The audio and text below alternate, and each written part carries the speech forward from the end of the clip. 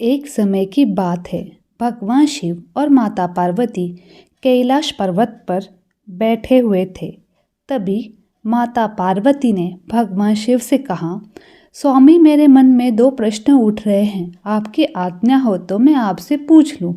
भगवान शिव ने कहा, पूछो देवी, आपके मन में क्या प्रश्न उठ रहे हैं। तब माता पार्वती कहती है, स्वामी किस शाप के कारण स्त्रियों को मासिक धर्म की पीड़ा सहन करनी पड़ती है। और मेरा दूसरा प्रश्न है कि रजस्वला स्त्री को कौन से कार्य नहीं करने चाहिए जिससे उन्हें पाप लगता है। भगवान शिव कहते हैं, देवी आज आपने मानव जाति के कल्याण के लिए बहुत ही महत्वपूर्ण प्रश्न किए हैं। तुम्हारे इन दोनों प्रश्नों के उत्तर माधव पंडित की इस प्राचीन कथा से प्राप्त हो जाएंगे। इस महान कथा को सुनने मात्र से समस्त पापों का नाश होता है। जो भी पति पत्नी इस कथा को ध्यानपूर्वक सुनते हैं, उनके घर में सारे क्लेश और विघ्न मिट जाते हैं और उन्हें सौभाग्य की प्राप्ति होती है। इसीलिए हे देवी, आप भी इस कथा को ध्यानपूर्वक सुनना। माता पार्वती कहती है, स्वामी यहाँ माधव पंडित कौन है और उनके आचार विचार कैसे थे। इस कथा को मैं अवश्य सुनना चाहती हूँ। कृपया आप इस कथा को मुझे सुनना आरंभ कर दीजिए। मैं ध्यानपूर्वक इस कथा को पूरी सुनूंगी। फिर भगवान शिव कहते हैं, देवी प्राचीन समय की बात है। मल्लार देश में एक बहुत ही सुंदर रमणीय नगरी थी। उस नगरी में माधव नाम का एक पंडित रहता था। उसको समस्त शास्त्रों और वेदों का ज्ञान था। वह परम बुद्धिमान, गुणवान तथा धर्म कार्य में हमेशा तत्पर रहता था। सभी जाति के लोग उसका सम्मान करते थे। वो रोजाना दान, धर्म तथा संध्या उपासना किया करता था। वह पंडित पशु, पुत्र, बंधु बांधवों और धन संपत्ति से संपन्न था। उसकी पत्नी का नाम सुजाता था। वह भी अत्यंत रूपवान, चरित्रवान, गुणवान थी, प्रतिव्रता भी स्त्री थी। फिर एक दिन उस पंडित ने अपने घर बहुत बड़ा यज्ञ का अनुष्ठान करवाया और अनेक ऋषि मुनियों को स्वयं जाकर निमंत्रण दिया। और उस नगरी में निवास करने वाले समस्त मनुष्यों और ब्राह्मणों को उसने यज्ञ तथा भोजन के लिए बुलाया। फिर उस दिन अनेक ऋषि मुनि और उस नगरी के समस्त ब्राह्मण उसके घर पर आए। उस पंडित ने उन सभी का आदर सत्कार किया। फिर उसने सभी को घर के अंदर बुलाया और आसन पर बिठाकर भोजन कराया। ऋषि मुनि और ब्राह्मण को भोजन कराने के बाद उसने भगवान शिव का स्मरण करते हुए सभी को कपड़ों आदि का दान करके विदा किया। वे सभी माधव पंडित को आशीर्वाद देकर वहां से चले गए। उसके बाद अपने परिवार के बंधु बांधवों तथा अनेक गरीब और भूखों लोगों को भोजन कराया।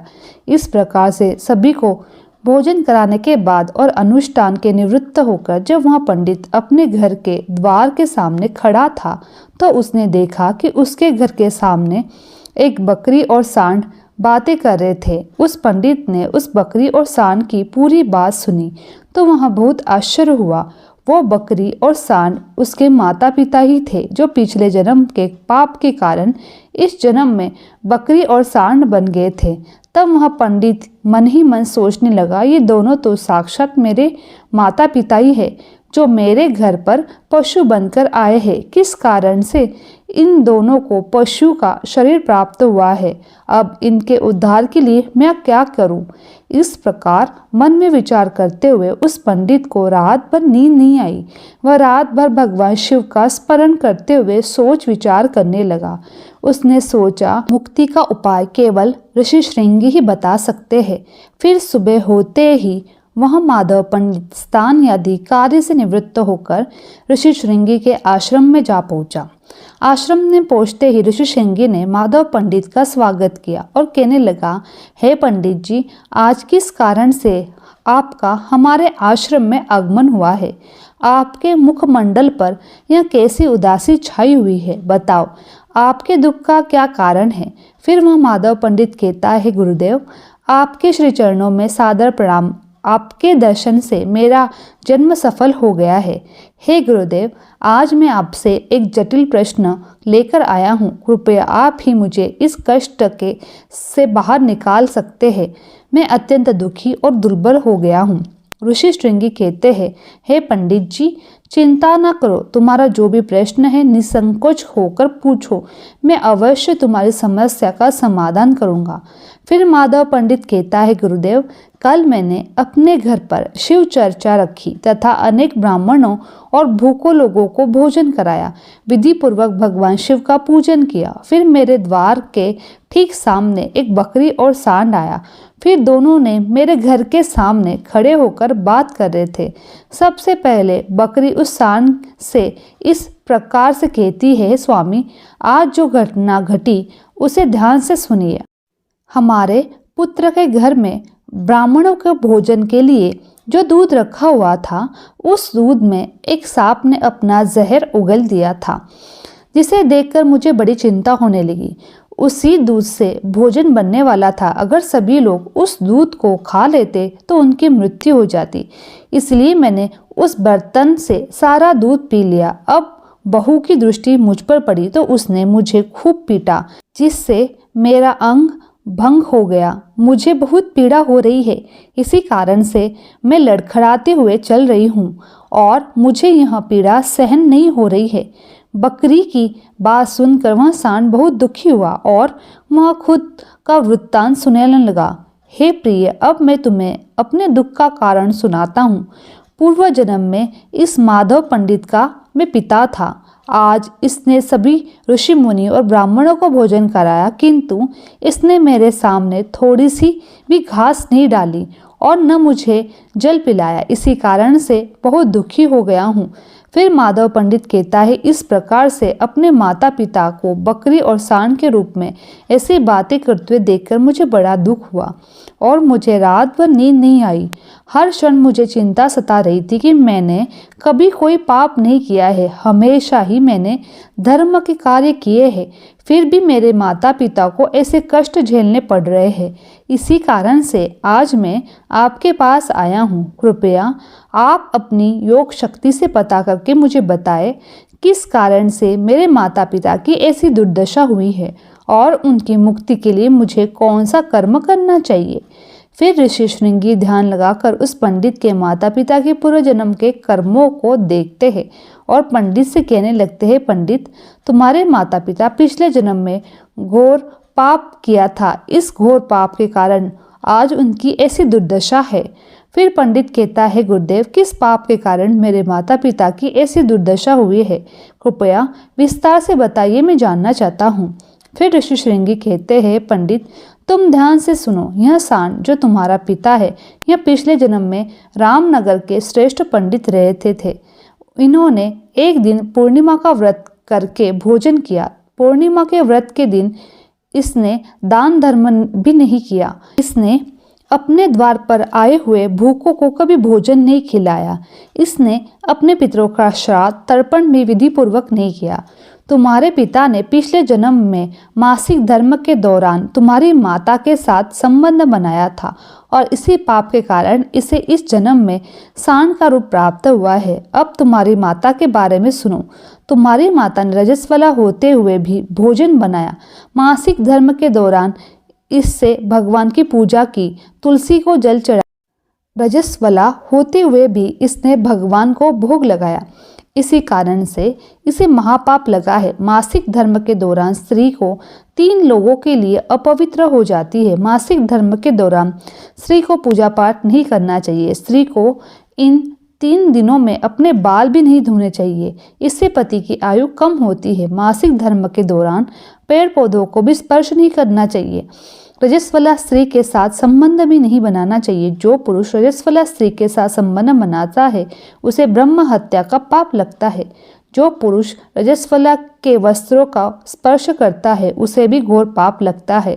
रजस्वला स्त्री के शरीर में 3 दिनों तक ब्रह्म हत्या का पाप निवास करता है और चौथे दिन वह स्नान करके पवित्र हो जाती है। चौथे दिन स्नान करने के पश्चात रजस्वला स्त्री का अपने पति का मुख देखना चाहिए, अन्य किसी पुरुष का मुख नहीं देखना चाहिए। यदि पति समीप न हो तो सूर्य देव के दर्शन करने चाहिए। ऋषि श्रृंगी कहते हैं, पंडित, इसी पाप के कारण तुम्हारे पिता को सांड और तुम्हारी माता को बकरी का जन्म प्राप्त हुआ है। माधव पंडित कहता है, हे गुरुदेव, अब आप मुझे अपने माता पिता की मुक्ति के लिए उपाय बताएं।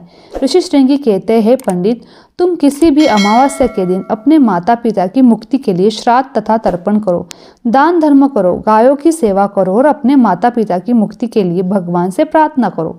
फिर वह पंडित वही करता है। फिर उसके माता पिता को समस्त पापों से मुक्ति मिलती है। फिर भगवान शिव माता पार्वती से कहते हैं, देवी, मैं तुम्हें रजस्वला स्त्री को कौन से कार्य नहीं करने चाहिए इस विषय में बता दिया है। अब मैं तुम्हें बताता हूँ किस कारण से स्त्री को मासिक धर्म से गुजरना पड़ता है। सतयुग में कालकूट नाम के प्रसिद्ध असुर हुआ करते थे। दानव होने के कारण उनका स्वभाव उग्र था और वे हमेशा युद्ध करने के लिए तत्पर रहते थे। फिर एक दिन सभी दानव वृत्तासुर के साथ मिलकर स्वर्गलोक पर चढ़ाई करने लगे।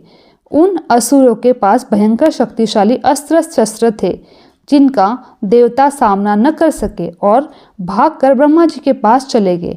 फिर ब्रह्मा जी ने उन असुरों को परास्त करने का उपाय बताते हुए कहा, हे देवराज इंद्र, तुम इसी क्षण महर्षि दधीचि के पास जाओ और वे उनके शरीर की हड्डियों से तुम्हें अस्त्र शस्त्र प्रदान करेंगे।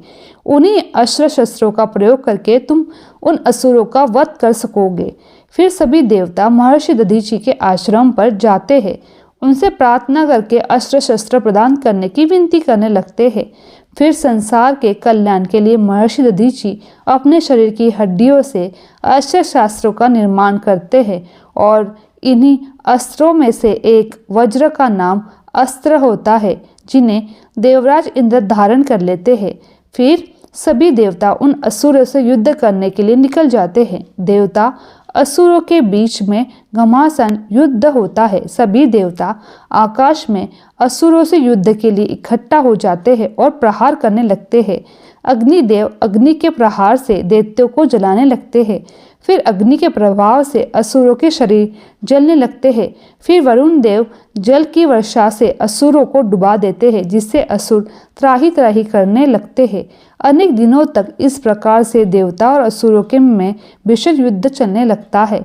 फिर देवराज इंद्र और वृत्तासुर आमने सामने आते हैं और दोनों के बीच में भीषण युद्ध होने लगता है।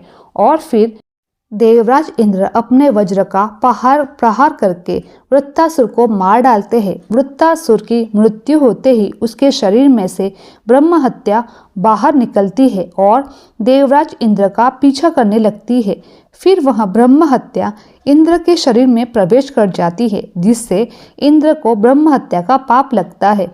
फिर देवराज इंद्र ब्रह्मा जी के पास जाते हैं और उनके ब्रह्म हत्या से छुटकारा पाने के लिए कहते हैं।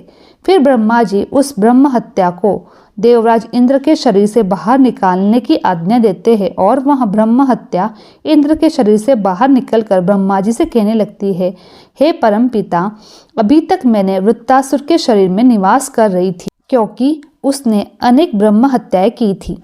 जब इंद्र ने उसकी हत्या कर दी तो मैंने इंद्र के शरीर में निवास करने लगी।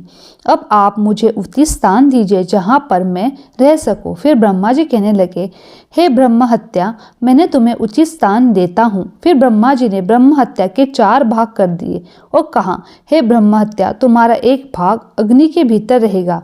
जो भी मनुष्य अग्नि को आहुति नहीं देगा उसके शरीर में प्रवेश कर जाना। तुम्हारा दूसरा भाग जल के भीतर रहेगा। जो भी जल में गंदगी फैलाएगा अथवा मलमूत्र का त्याग करेगा तुम उसके शरीर में प्रवेश कर जाना। तुम्हारा तीसरा भाग पेड़ पौधों में रहेगा। जो भी मनुष्य बिना कारण ही वृक्षों को काटेगा उसे भी ब्रह्म हत्या का पाप लगेगा।